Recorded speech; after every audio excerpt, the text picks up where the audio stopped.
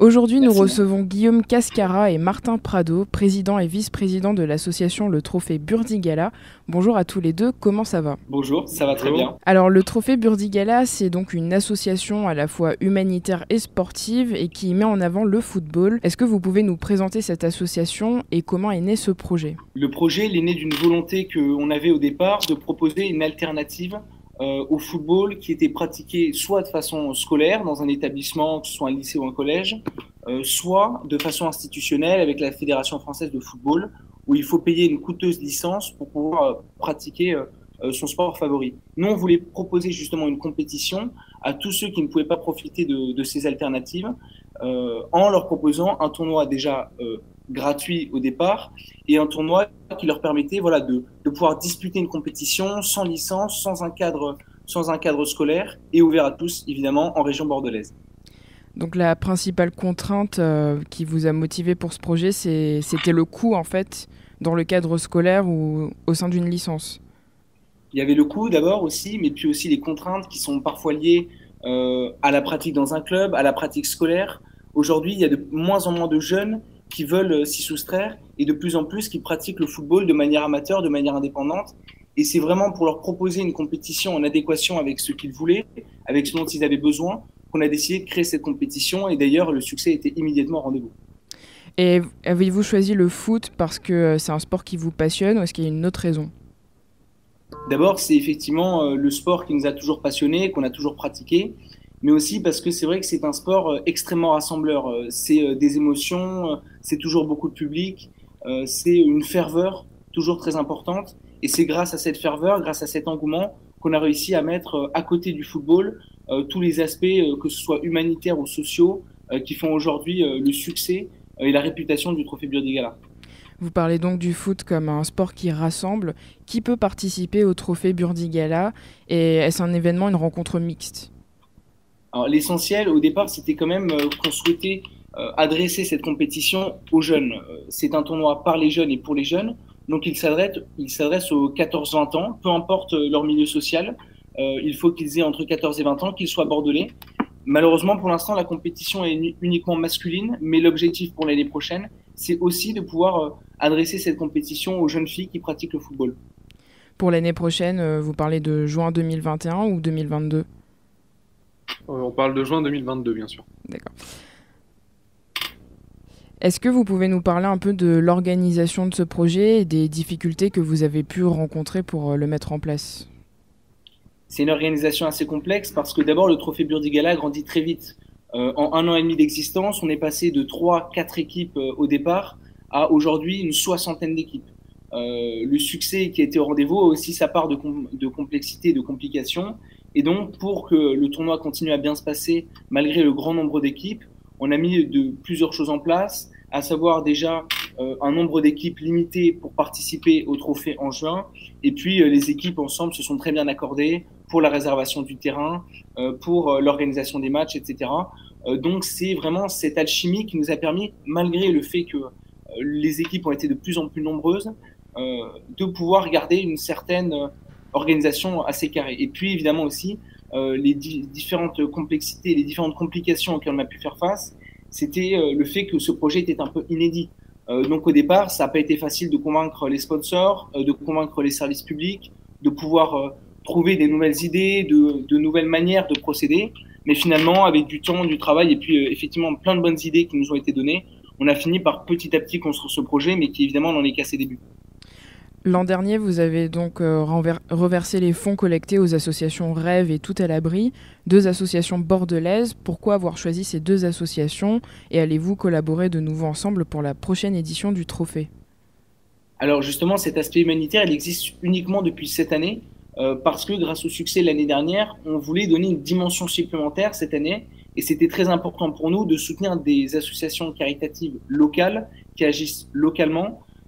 Donc Tout à l'Abri qui aide les femmes sans domicile fixe et Rêve qui propose justement de réaliser les rêves des enfants malades. C'était d'abord des causes qui parlent à nos joueurs, aux personnes qui font vivre le Trophée Burdigala. Donc déjà pour eux, effectivement, c'était une dimension supplémentaire, une manière d'être utile au quotidien en plus de jouer au foot. Et puis cet argent-là, effectivement, il ne pouvait être mieux consacré qu'à ces associations, puisque effectivement, elles en ont besoin, et ces sommes d'argent les aideront dans leur fonctionnement, en plus de l'aide qu'on pourra leur fournir matériellement. C'est pas si courant que ça de mêler un événement sportif avec une action humanitaire, surtout de manière locale. Pensez-vous que c'est quelque chose qui doit être démocratisé, de mettre en avant un sport plus solidaire plutôt que compétitif? Évidemment, c'est notre projet. Aujourd'hui, c'est, comme vous l'avez dit, beaucoup trop rare.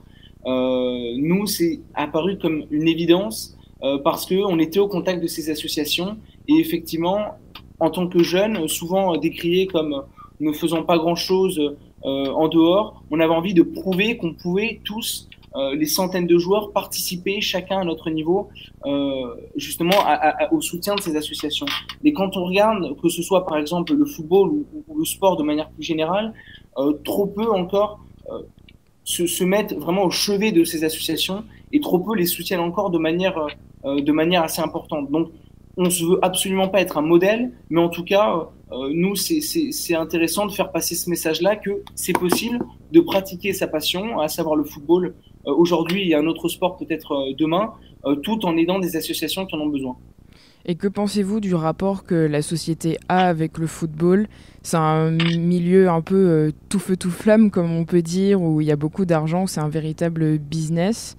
Est-ce que vous sentez qu'il n'y a qu'un aspect passion, fan, financier, ou est-ce que ça change un peu?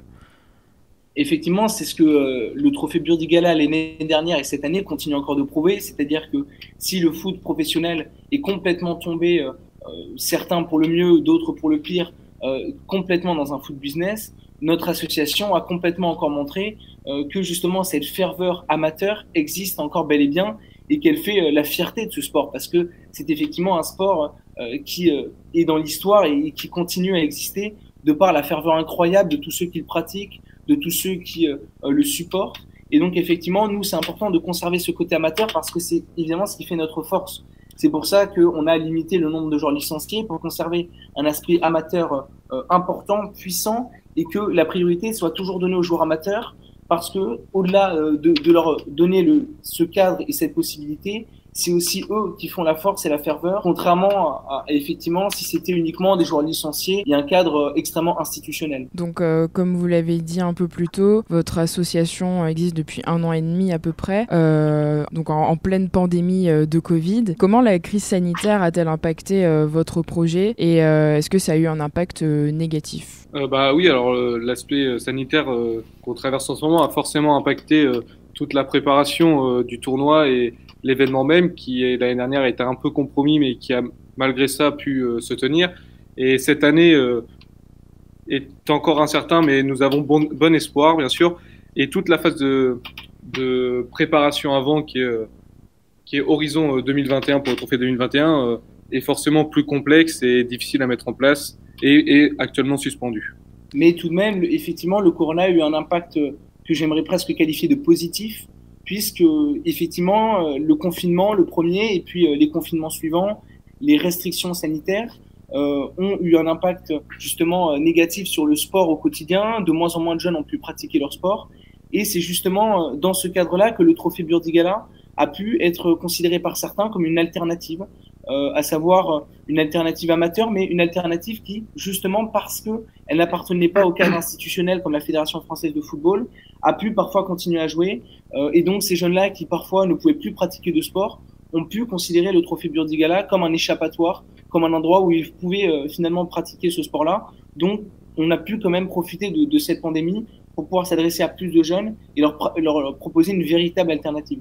Et nous avons aussi essayé de les fidéliser en mettant en place, du coup, pendant les confinements, le trophée Burdigala e-sport, en continuant de leur proposer une alternative, en organisant un tournoi sur console, toujours sur le foot, sur FIFA, qui permettait du coup quand même aux jeunes de se retrouver, donc pas physiquement, mais et de faire un événement ensemble. Et voilà. Vous êtes aussi une association de lien social en fait. Oui, évidemment. Tous les jeunes qui participent à notre événement viennent un peu partout de Bordeaux. Il y en a de Désigne, de Bordeaux-Centre, du Bouscat, de Codéran, vraiment un petit peu de partout. Donc ça permet un peu à chacun de rencontrer du monde et à créer une ferveur un peu exceptionnel que d'autres événements ne créaient pas.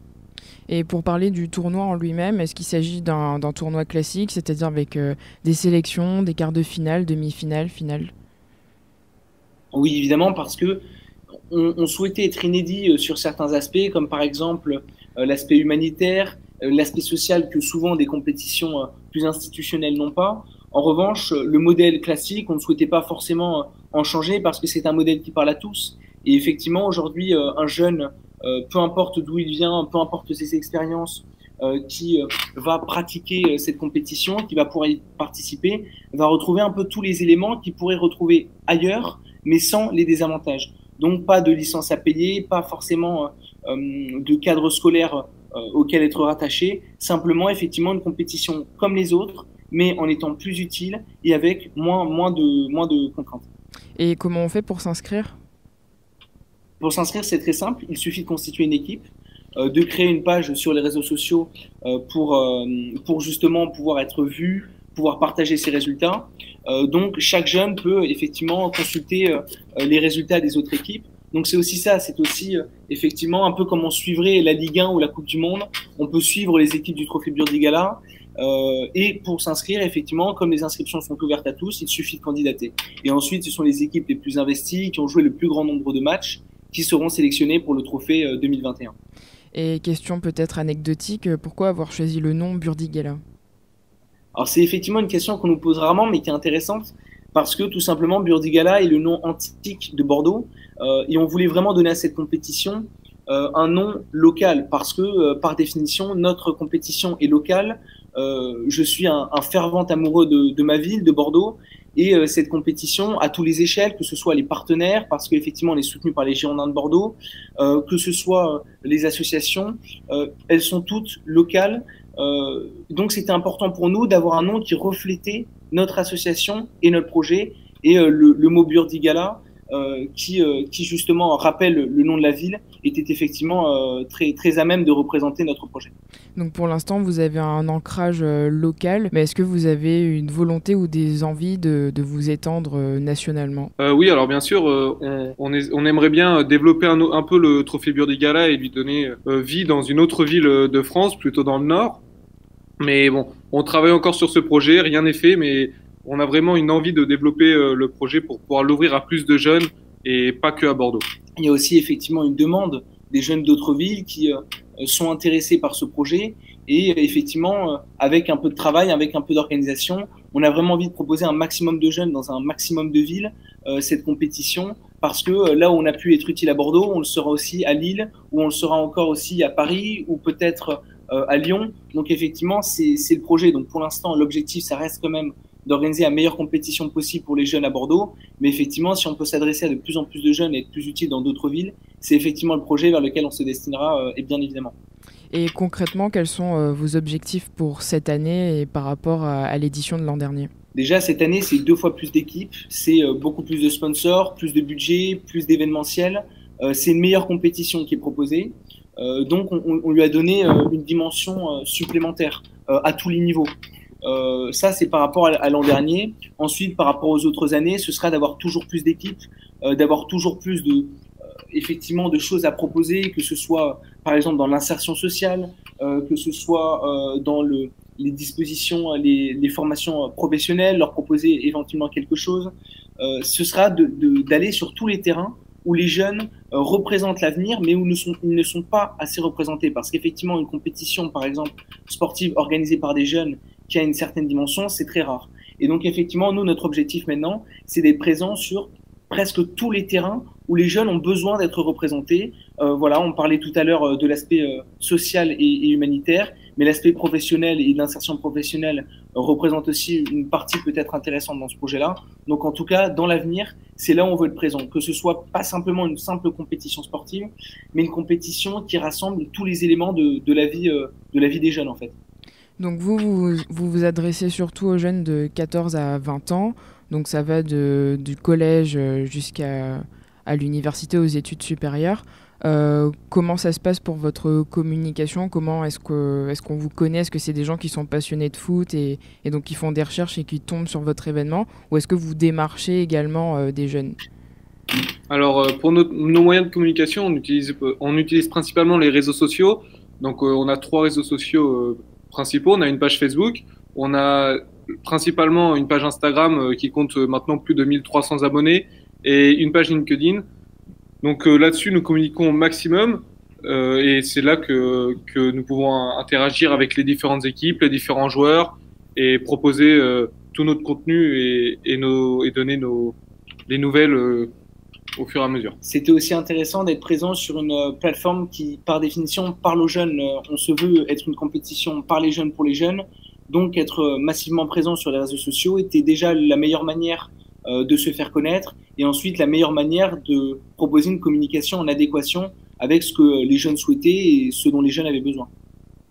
Donc on rappelle que vous êtes en plein dans l'organisation de cet événement et si tout se passe bien, il devrait se dérouler en juin.